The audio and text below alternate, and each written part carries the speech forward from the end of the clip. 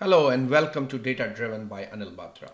One of the most frequently asked questions that I've seen on Quora is which tools do you commonly use for data analysis? The most common tools that we use are Excel, Tableau, and SQL.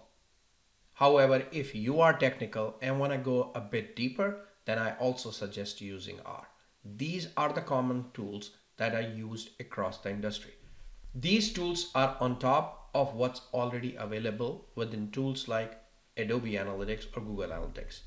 You can use a tool like Google Analytics to do a lot of deeper analysis. First, maximize what's available there and then go into using these other tools.